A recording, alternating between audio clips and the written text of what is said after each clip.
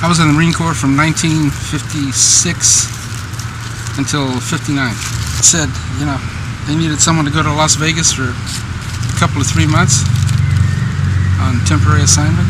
Had no idea until I got there. Interesting, they took us in cattle trucks from the airport. I was a clerk. I was one of the members of the Remington Raiders, volunteered, and that was part of it, you know. I was setting it up, helping set it up, you know, with the logistics, and so I had an idea as to what was going on. Oh yeah, of moving 4,000 to 5,000 Marines into this test ground, this test area, and bring us all back alive. And then to see the reactions that we all had. Like this, there was a tower up here, and that's where the bomb was. The tower was maybe 100, 150 feet high. 3 miles back from that tower, we were in trenches at this angle, you know, pointing toward the tower, slanted. So when the force of the blast came out from the center of the blast, it wouldn't turn around and go back into the trench. It would go over. That was the assumption. One of the first tests that I was involved with, we were all prepared. We were in the trenches. The bomb didn't go off when it was expected to. They had a special name for it. I forget what it was.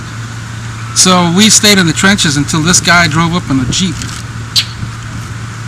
And he climbed that tower and went up there and disarmed it.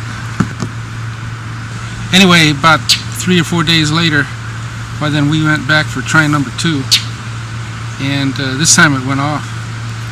And the way we were laying in the trenches, we were supposed to close our eyes and put our arm over our face like this, across our eyes, and then put a poncho and your helmet over that.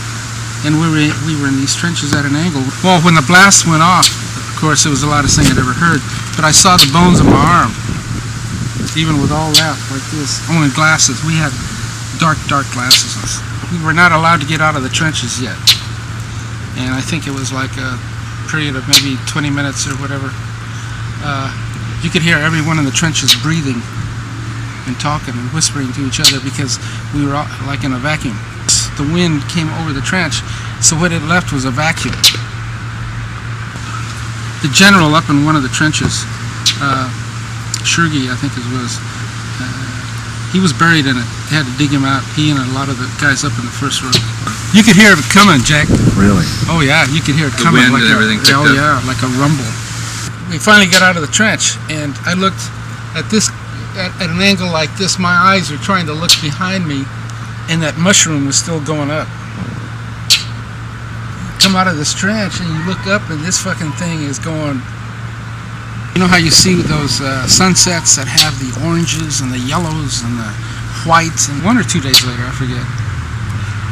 And then they saw us look at the destruction of the tanks and the trucks and the cranes and the airplanes that were up in front of us. They were closer to the blast than we were. So they drove us through there, and tanks were turned over, and half the top was melted.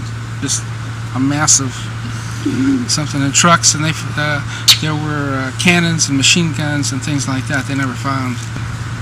They went over everyone, and then we had to take showers with a special chemical and all that jazz out in the field. But they examined you physically, mentally, asked you what you thought.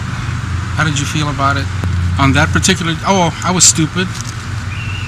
Never volunteer. Well, I figured, hey, you know, I'll probably be able to say I don't know too many people that did this.